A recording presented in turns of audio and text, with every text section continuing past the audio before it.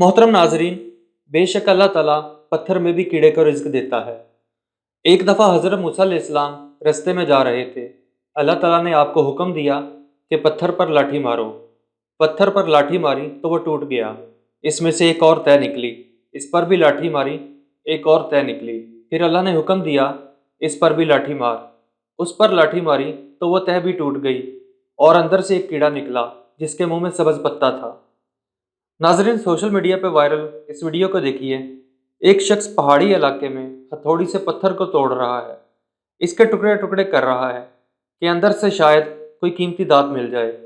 मगर जब पत्थर की मुख्तलिफ तहों को यके बाद दीगरे हथौड़े की ज़रबों से तोड़ता है तो क्या देखता है कि अंदर से एक कीड़ा निकलता है जो बिल्कुल सही हालत में जिंदा सलामत है।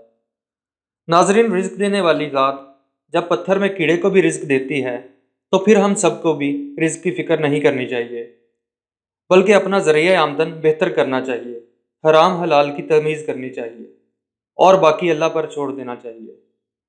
अल्लाह ताला हम सबको रिज्क हलाल की तौफीक दे। आमीन।